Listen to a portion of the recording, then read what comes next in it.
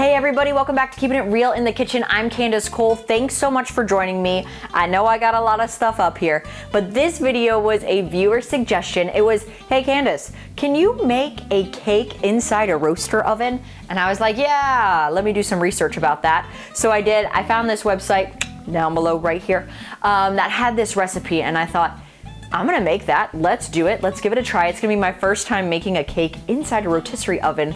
We don't need the big one, but I was like, this is gonna be fun. We're making an apple harvest bundt cake, so you're also gonna need a bundt pan. So you're not using just what's in there, like your pan, you're putting it in a pan and cooking it in that. Hope that makes sense. It should. First thing we're gonna do is get our roaster preheated to 300, between 300, 325, should be fine. Gonna let that baby heat up while we get everything else going.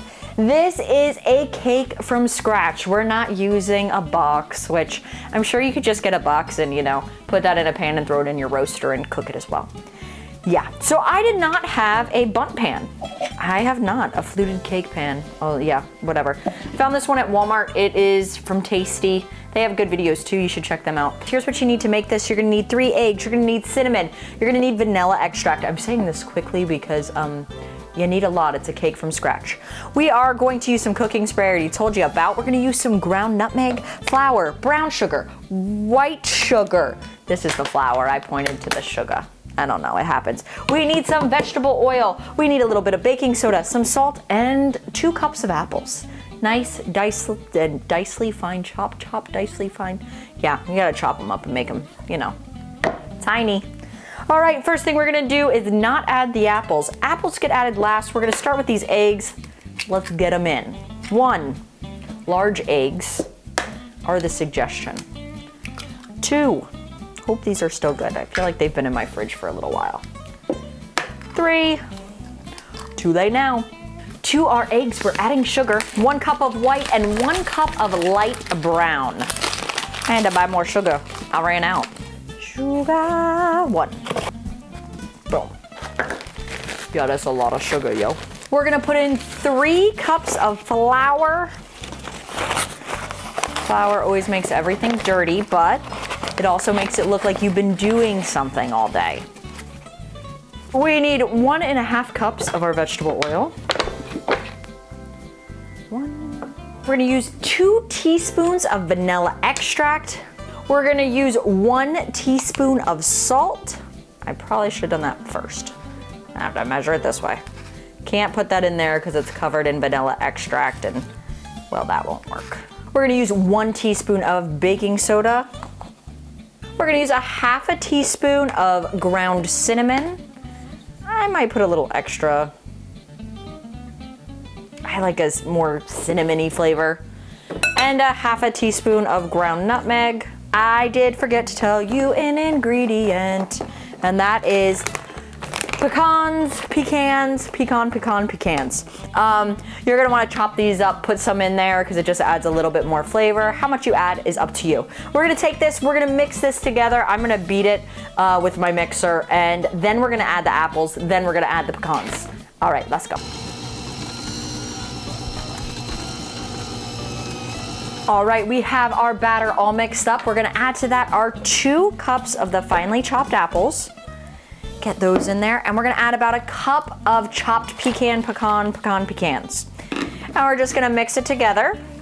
Get that all mixed up. Smells like fall, and I'm not even close to fall. Just that cinnamon and apple. Man, if you're missing fall, ooh, this is gonna put you in the mood for it. Once that's all mixed up, we're gonna take our bundt pan, we're gonna spray it down. Don't forget about that middle and the edges. Put everything inside. All right, guys, we have everything in the bundt pan. You might need to spread it around just a little bit. We're gonna cook it inside our roaster oven for 1 hour at that 300 to 325 degrees. We're gonna check it with a toothpick. When our toothpick is coming out clean, clear, and under control, then we know that it's ready to go. I'll see you guys then.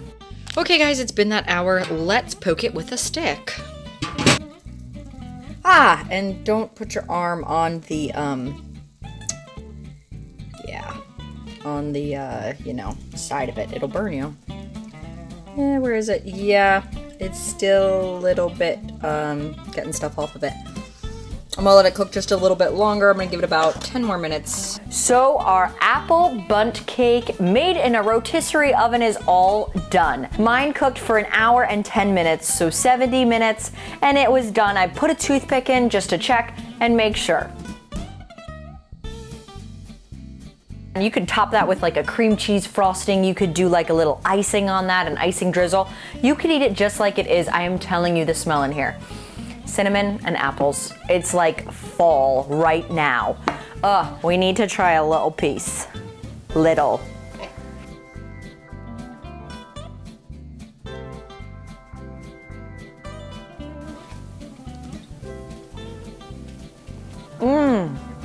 I love the pecans. Oh,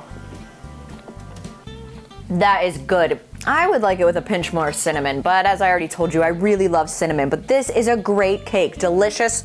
Oh, a lemon cream cheese frosting on this. Ooh, that would be really good. I would suggest you could even put more apples in it because I want like a lot of apple.